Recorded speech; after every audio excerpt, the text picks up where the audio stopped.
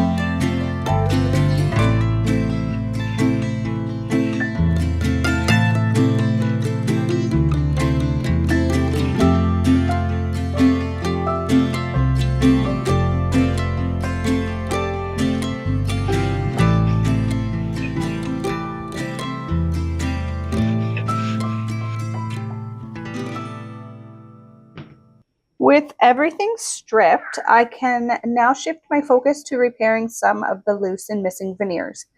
Overall, the piece is in fairly good shape considering its age. This piece, while not super fancy, holds sentimental value to my customer, as it belonged to her beloved grandmother who gifted it to her when she transitioned out of her home and into a care facility. She is refinishing it to preserve its memory while modernizing it for her own daughters to use as well.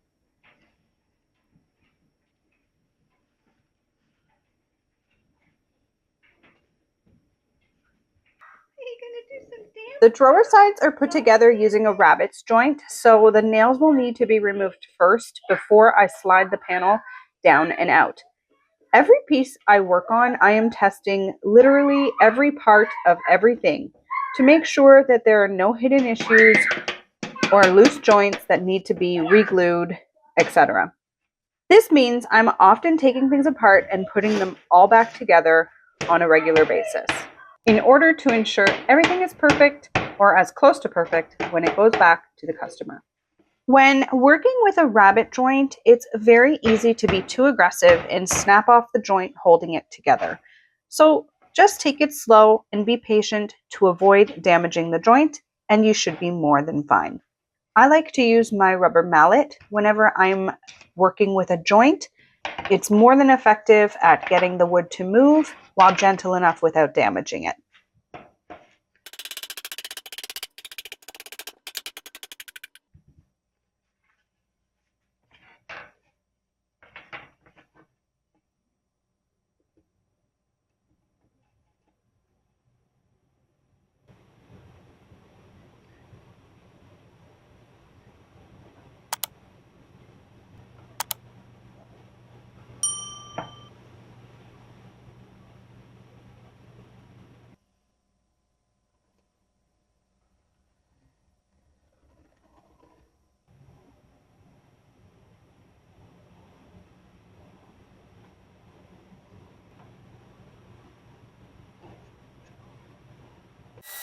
With the side panel drying, I'm going to prep the bottom of the drawer for some peel and stick wallpaper to keep it fresh and pretty. I like to sand my surfaces prior to application as I find the wallpaper sticks much better to a slightly rougher surface than a super smooth one. Now, I don't add wallpaper to every project as, remember, these are customer pieces, but some projects just really need something a little extra to bring it all together.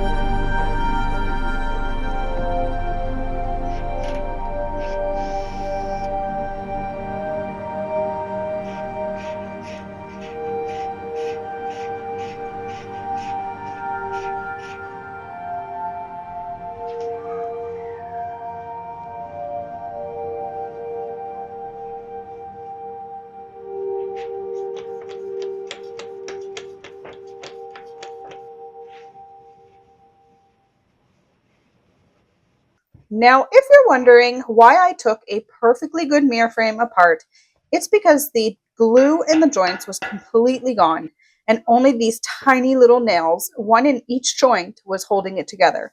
So I cleaned it up with some TSP and water, took it apart, cleaned the joints, and then re-glued and clamped it back together. Let's just take a minute and switch gears though, now that all the messy work is done. But first, let me say this. I am not a professional reupholsterer by any standards. I have never been, nor will I ever be. But I can do basic reupholstering for those clients that need it and request it of me.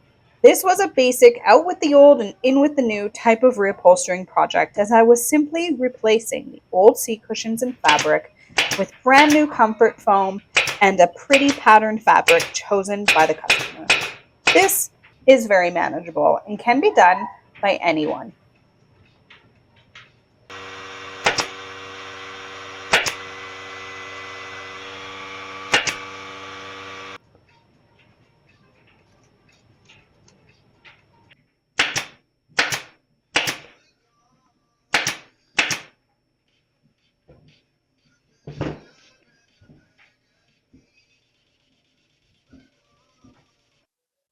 So making your paint wash is super easy. I like to keep mine very runny, and this allows me to layer my paint washes as I go along. I find this makes the paint washing technique easier to manage overall and provides an even smoother look in the end. I use 70% water to 30% paint. Some like to do a 50-50 ratio, but me personally, I find the paint to be too thick still to manage. But everyone will do it slightly different, so it really becomes a sort of trial and error situation and whatever works best for you. There's really no wrong answer.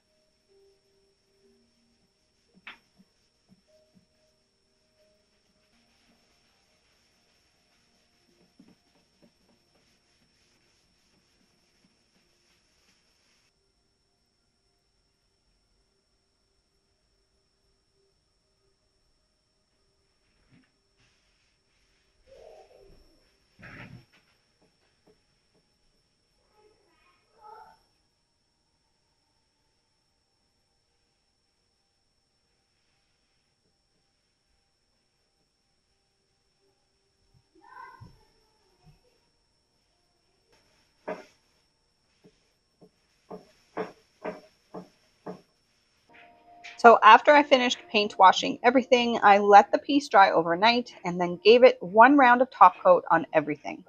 I have some touch-ups to do before this piece is completely done, and filling the old hardware holes is one of them. Here I am demonstrating how I go about doing that using my wax fill sticks and my paint kit that's specific for wood furniture. The best time to do color work and touch-ups is after the first top coat has been applied, as this will give you the true color of the areas that you need to blend in.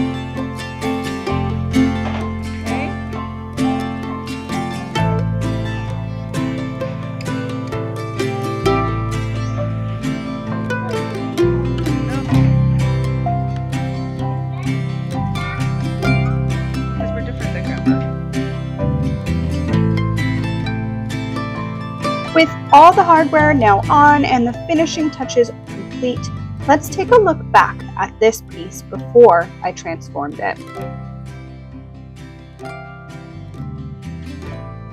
And now here is the after.